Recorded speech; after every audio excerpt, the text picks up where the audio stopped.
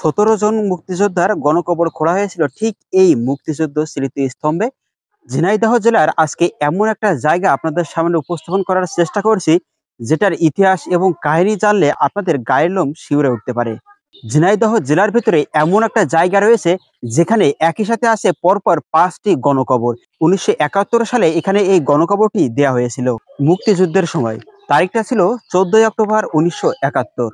এ সময় ঝিনাইদহ জেলার শৈলকুপা উপজেলার আবাইপুর ইউনিয়নের এই আবাইপুর গ্রামের ওয়াবদার ভেতরে একটা সংঘর্ষ ঘটে।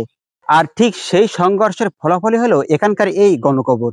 আমার আশেপাশে যে দৃশ্যটি দেখছেন, পেছনে যে মোটা আম গাছটি দেখছেন, এটাও কিন্তু সেই মুক্তিযুদ্ধের আমলের আম গাছ। শুধু আম গাছ নয়, এখানে বেশ অনেকগুলোই গাছ রয়েছে যেগুলো 1971 সালের সেই মুক্তিযুদ্ধের স্মৃতি বহন করে। 13 অক্টোবর 1971 সালে মাগুরা জেলার শ্রীপুর উপজেলার পাকিস্তানি এবং রাজাকারদের আগাম হামলার খবর পেয়ে যায় এখানকার স্থানীয় মুক্তিযোদ্ধারা। পাকিস্তানি বাহিনী এবং রাজাকারদের অগোচরে তারা এই জায়গায় একটা ঘাঁটি স্থাপন করে, কিন্তু দুর্ভাগ্যবশত সেই পাকিস্তানি বাহিনীরা তাদের এই ঘাঁটির কথা আগেই জানতে পেরে যায়। এখানে মুক্তিযোদ্ধারা একটা বাংকার খনন করে আর সেখানেই কিন্তু তারা অবস্থান নেন।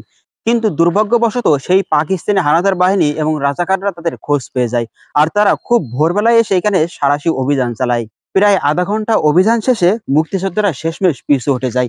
সেখানেই সমাপ্তি ঘটে 41 জন বীর মুক্তিযোদ্ধার জীবন কাহিনী, অর্থাৎ 41 জন মুক্তিযোদ্ধা সেখানেই শহীদ হন। এইটা হলো সেই অবদা, যেটা ঝিনাইদহ জেলার শৈলকুপা উপজেলার আবাইপুর ইউনিয়নের ঠিক আবাইপুর বাজারের পাশেই রয়েছে। আর এটাই কিন্তু সেই মুক্তিযোদ্ধার অনেক স্মৃতি বহন করছে। আমি এখন আপনাদের দেখাবো সেই গণকবরটি, যেখানে শুয়ে আছে সেই বীর মুক্তিযোদ্ধারা, যারা 1971 সালে 14 অক্টোবর ঠিক এই জায়গায় শহীদ হন। আমি এখন আপনাদের যে জায়গাটি দেখাতে চলেছি, এইটাই সেই আসল রহস্যময় জায়গা।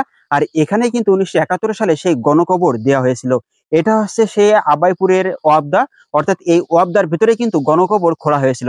আমার পিছনে দেখতে পাচ্ছেন ওই দূরে যে ঘাস রোপণ করা আছে, কলা গাছ রোপণ করা আছে, ঠিক ওই জায়গা থেকে শুরু করে ঠিক আমার পাশ দিয়ে যে জায়গাটা দেখছেন, এখানে কিন্তু সেই গণকবর খোঁড়া হয়েছিল।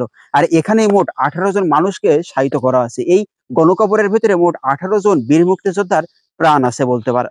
ঝিনাইদহের শৈলকুপা উপজেলার আবাইপুর ইউনিয়ন পরিষদ ভবনের সামনে এখন দাঁড়িয়ে আছি। আর এই আবাইপুর ইউনিয়ন পরিষদ ভবনের সামনে আপনারা যে অংশটি এখন দেখতে পাচ্ছেন ডিসপ্লেতে, এইখানেই মোট 17 শহীদের গণকবর দেওয়া হয়েছে।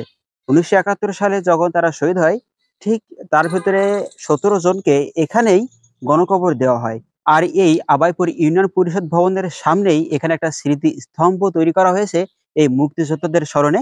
তো চলুন সেই স্মৃতিস্তম্ভটা কেমন আর এখানকার ব্যবস্থাপনাটা কেমন সেটা আপনাদের তুলে ধরার চেষ্টা করি। আবাইপুর বাজারের পাশেই ইউনিয়ন পরিষদ ভবনের সামনেই এই স্মৃতিস্তম্ভের অবস্থান। দেখতে পাচ্ছেন এখানে মোট 18 জন শহীদের তালিকা করা আছে, যাদের বাসস্থান ঠিক এই এলাকার আশেপাশেই। আমরা এখন যাচ্ছি সেই স্মৃতিস্তম্ভের ভিতরে। তো স্মৃতিস্তম্ভের ভিতরের চিত্রটা একটু আপনাদের দেখানোর চেষ্টা করি। এটাই হচ্ছে সেই স্মৃতিস্তম্ভ। আর এখানেই কিন্তু সেই গণকবর খুঁড়ে রাখা হয়েছে এখানকার কোনো একটি জায়গায়। তো এই স্মৃতিস্তম্ভটা খুব সুন্দরভাবে এখানে সুরক্ষিত আছে এখনো পর্যন্ত, যদিও এটা সম্ভবত 2020 থেকে 2021 সালের ভিতরে এখানে এটা নির্মাণ করা হয়েছে। আর পেছনে যে জায়গাটা দেখতে পারছেন, ঠিক এই জায়গাটাতেই কিন্তু মেইনলি সেই মুক্তিযোদ্ধাদের কবর খোঁড়া হয়েছিল, আর এখানে তারা শায়িত আছেন।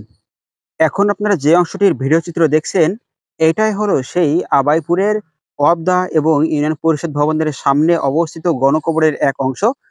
এখানে মোট 18 জন মানুষকে গণকবর দেওয়া হয়, যারা 1971 সালে পাকিস্তানি হানাদার বাহিনীর গুলিতে শহীদ হন, যুদ্ধে পরাজিত হন এবং সেখানেই মোট 41 জন শহীদ হন।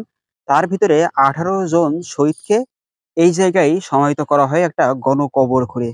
1971 সালের 14 অক্টোবর ঝিনাইদহ জেলার শৈলকুপা উপজেলার আবাইপুর ইউনিয়নে মোট 41 জন মানুষ শহীদ হন, যারা কিনা বীর মুক্তিযোদ্ধা ছিলেন।